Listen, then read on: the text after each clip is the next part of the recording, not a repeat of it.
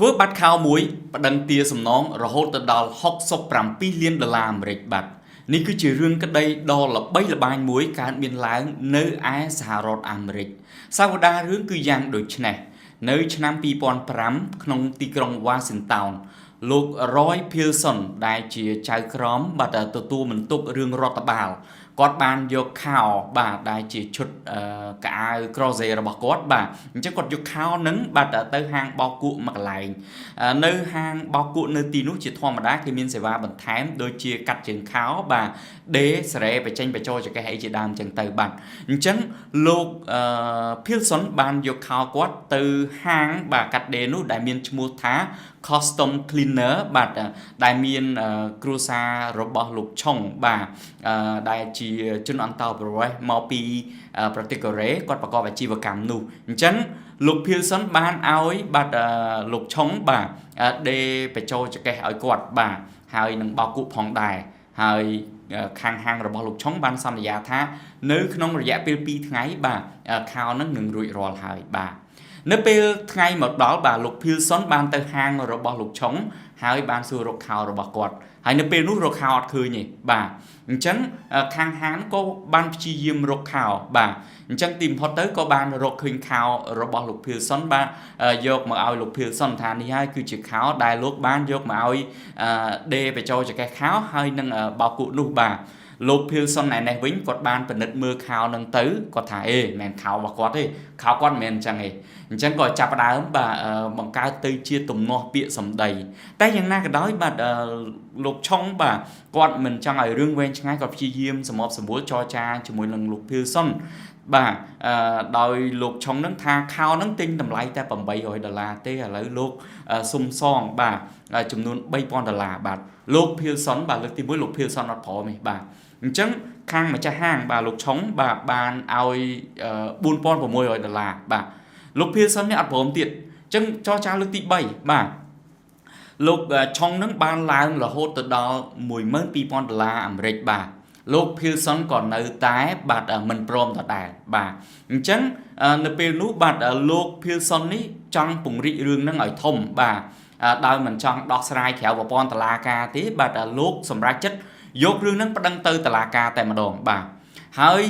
នៅក្នុងពាក្យបណ្ដឹងរបស់លោក Pearson នោះលោកបានប្តឹងទាមទារសំណងបាទរហូតទៅដល់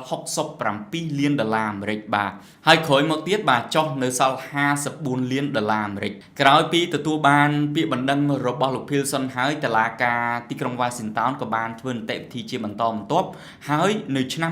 2007តុលាការក៏សម្រេចបើកសវនកម្មបាទទៅលើរឿងក្តីមួយនេះបាទនៅក្នុងសវនកម្មនឹងចំពោះមុខចៅក្រមលោក Pearson បានធ្វើការអះអាងអំពីការទាមទាររបស់លោកទៅលើរឿងក្តីបាត់ខោមួយ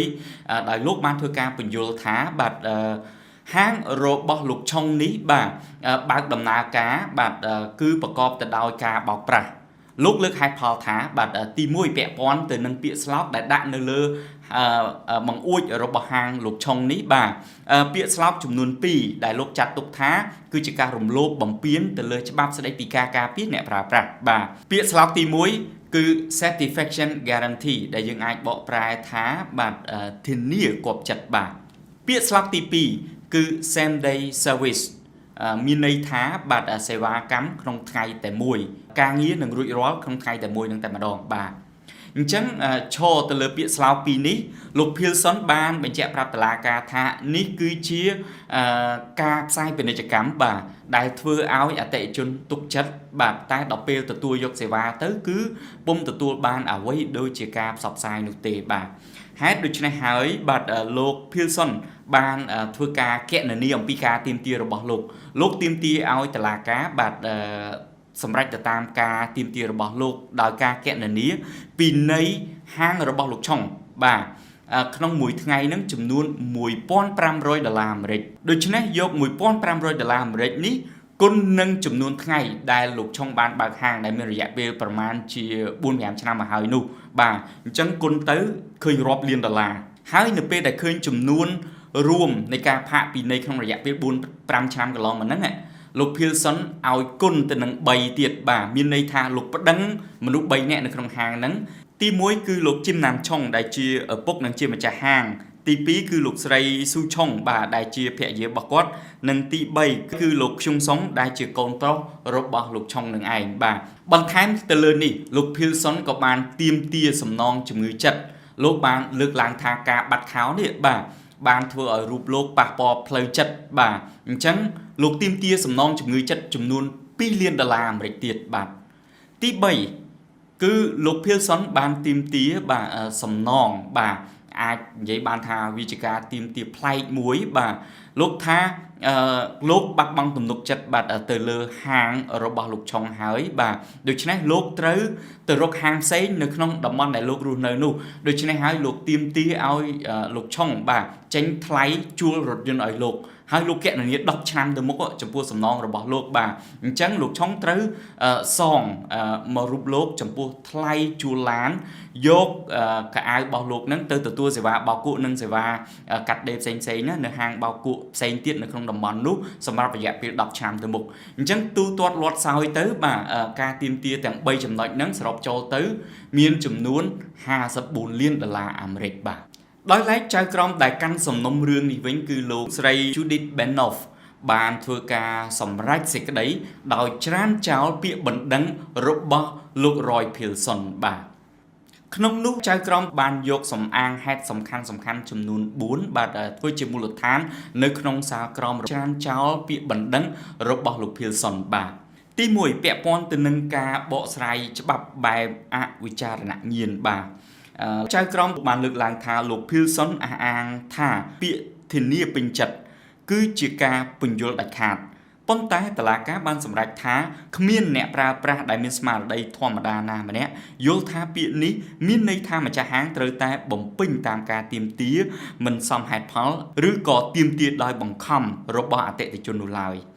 ការពេញចិត្តត្រូវផ្អែកទៅលើស្តង់ដារសមហេតុផលមិនមែនផ្អែកលើអារម្មណ៍ឆេវឆាវរបស់បុគ្គលម្នាក់ៗនោះទេបាទទី2ភ័ស្តុតាងនៃការបោកប្រាស់បាទតុលាការបានលើកឡើងថាលោក Pearson បានចោទប្រកាន់ថាហាងបោកអ៊ុតនេះមានចេតនាបោកប្រាស់ជាប្រព័ន្ធប៉ុន្តែតុលាការបានរកឃើញថាគ្រួសាររបស់លោកឆុងបានព្យាយាមដោះស្រាយបញ្ហាដោយស្មោះត្រង់ពួកគេបានព្យាយាមរកខោឲ្យលោកថែមទាំងបានផ្ដល់សំណងជាទឹកប្រាក់រាប់ពាន់$ថែមទៀតដូច្នេះស្លាកសញ្ញានៅក្នុងហាងមិនមែនជាការផ្សព្វផ្សាយពាណិជ្ជកម្មបោកប្រាស់ដោយការចោទប្រកាន់របស់លោក Pearson នោះទេទី3ការប្រើប្រាស់ច្បាប់ស្តីពីការការពារអ្នកប្រើប្រាស់នៅក្នុងមធ្យោបាយខុសតុលាការបានបញ្ជាក់ថាលោក Pearson បានព្យាយាមប្រើប្រាស់ច្បាប់ការការពារអ្នកប្រើប្រាស់មកបំផ្លាញអាជីវកម្មរបស់លោកឆុងដែលជាអាជីវកម្មតូចតាចច្បាប់នេះបង្កើតឡើងដើម្បីការពារសាធារណជនពីការបោកប្រាស់ពិតប្រាកដមិនមែនសម្រាប់ឲ្យបុគ្គលណាម្នាក់យកមកប្រើដើម្បីសងសឹកឬក៏ស្វែងរកលាភសក្ការៈផ្ទាល់ខ្លួនពីកំហុសអចេតនាតូចតាចណាមួយបាននោះឡើយបាទទី4តុលាការលើកឡើងអំពីការមិនបានបង្ហាញភស្តុតាងចំពោះការអះអាងរបស់លោក Pearson តុលាការបានកត់សម្គាល់ថាបើទោះបីជាលោក Pearson អះអាងថាខោដែលហាងរកឃើញមិនមែនជារបស់គាត់ក៏ដោយក៏ប៉ុន្តែបាទនៅក្នុងដំណើរការនៃសវនកម្មក្នុងរឿងក្តីនេះលោក Pearson ពុំបានរកភស្តុតាងណាមកបញ្ជាក់ថាខោដែលខាងហាងបានព្យាយាមរកហើយរកឃើញហើយបញ្ជាក់ថាខោនឹងជាខោរបស់លោក Pearson តែលោកនៅប្រកែកថាមិនមែនជាខោរបស់លោកអញ្ចឹងនៅក្នុងសវនកម្មលោកមិនបានរកភស្តុតាងមកបញ្ជាក់បន្ថែមថាខោដែលហាងរកឃើញនឹងមិនមែនជារបស់លោកទេនេះគឺជាមូលដ្ឋានមួយទៀតដែលតុលាការធ្វើការពិចារណាបាទទៅលើការច្រានចោលពាក្យបណ្ដឹងរបស់លោក Pearson នោះជាងនេះទៅទៀតបាទនៅក្នុងសាលក្រមក៏មានការសរសេរបញ្ជាក់ថាបាទតុលាការយល់ឃើញថាដើមមិនដឹងបាទដែលសម្ដៅទៅលើលោក Pearson នឹងមិនមានសិទ្ធិនៅក្នុងការទទួលសំណងណាមួយឡើយហើយការទាមទាររបស់លោកគឺលើសលប់និងគ្មានមូលដ្ឋានច្បាប់បាទមិនតែប៉ុណ្ណេះទេតុលាការថែមទាំងសម្រេចឲ្យលោក Pearson សងសំណងទៅដល់លោកឆុងបាទចំពោះការចំណាយនានាទៅលើដំណើរការក្តីនេះនាពេលកន្លងមកទៀតផងឥឡូវយើងមកនិយាយអំពីផលវិបាកបាទនៅក្នុងរឿងក្តីនេះសម្រាប់ភាគីនីមួយៗវិញបាទសម្រាប់គ្រួសាររបស់លោកឆុងបាទហាងរបស់លោកក្រោយពេលមានរឿងក្តីក្តាំនេះបាទដំណើរការទៅមិនបានល្អនោះទេជាធម្មតាទេនៅពេលដែលមានការប្តឹងផ្តល់អញ្ចឹងទៅធ្វើឲ្យប៉ះពាល់ផ្លូវអារម្មណ៍បាទអញ្ចឹងអត់បានបាទបដោត ការងារប្រកបអាជីវកម្មដោយពេលមុនមានរឿងក្តីនោះទេហើយបន្ថែមទៅលើនេះបាទក៏មានការចំណាយបាទមួយផ្នែកផងដែរបាទទៅលើការដំណើរការក្តីចំពោះរឿងក្តីមួយនេះបាទអញ្ចឹងបាទជាចុងក្រោយទៅគ្រួសាររបស់លោកឆុងក៏រងគ្រោះខ្លាំងបាទទៅលើអាជីវកម្មរបស់លោកប៉ុន្តែយ៉ាងណាក៏ដោយបាទដោយសារតែមានការមើលឃើញច្រើនចំពោះរឿងក្តីនេះបាទសាធារណជនបានបង្ហាញការអាណិតអាសូរបាទហើយក៏មានសារព័ត៌មានចុះផ្សាយអំពីរឿងរបស់លោកឆុងនេះច្រើនទៀតបាទធ្វើឲ្យមានការបង្កើតមូលនិធិមួយរៃអង្គាសប្រាក់ជួយទៅដល់លោកឆុងបាទ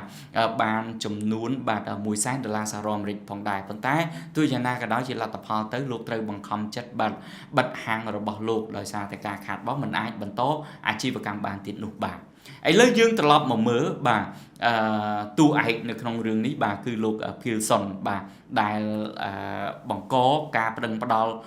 ទាមទារសំណងលើសលប់នោះបាទលោកក៏រងផលប៉ះពាល់ខ្លាំងដែរបាទចំពោះលទ្ធផលនៃរឿងក្តីនេះបាទក្នុងនោះបន្ទាប់ពីរឿងក្តីនេះបានបញ្ចប់នៅឆ្នាំ2007បាទជាមួយគ្នានេះផងដែរបាទការងារជាចៅក្រមរបស់លោកក៏ត្រូវចាប់អាណត្តិនៅឆ្នាំ2007នេះផងដែរហើយថ្នាក់លើរបស់លោកក្រុមប្រឹក្សាចៅក្រមបានសម្រេចថា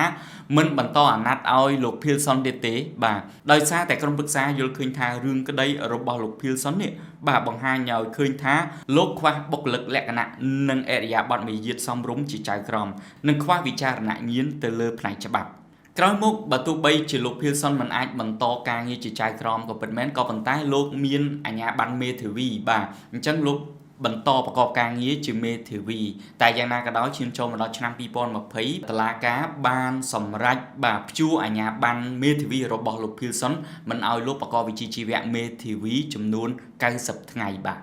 អ្វីដែលជាការកត់សម្គាល់បន្ថែមទៀតនោះបាទក្រោយអំពីរឿងក្តីនេះបានបញ្ចប់ទៅបាទលោក Pearson ហាក់បីដូចជាគេហៅថាខ្លាចសង្គមរស់នៅបែបស្ងប់ស្ងាត់គណៈដែលមហាជនបាទបានសម្ដែងការខឹងសម្បាបាទនឹងមិនពេញចិត្តទៅលើទង្វើរបស់លោក Pearson ដែលខ្លួនឯងនឹងគឺជាចៅក្រមផងបែរជាសម្រេចចិត្តប្តឹងបាទម្ចាស់ហាងបោកអ៊ុតមួយគ្រាន់តែរឿងបាទបាត់ខោតែទាមទារសំណងនឹងគឺហួសហេតុពេកបាទហើយបន្ថែមទៅលើនេះទៀតបាទរឿងក្តីមួយនេះក៏បានคล้ายទៅជាឧទាហរណ៍បាទជាករណីសិក្សាបាទសម្រាប់និស្សិតខាងផ្នែកច្បាប់នៅសហរដ្ឋអាមេរិកហើយក៏ជាមេរៀនមួយបាទសម្រាប់អ្នកច្បាប់នៅសហរដ្ឋអាមេរិកបាទលើកឡើងមកជជែកវែងញែកជាបន្តផងដែរបាទអរគុណបងប្អូនបាទជួបគ្នានៅវីដេអូក្រោយជាបន្តទៀតបាទ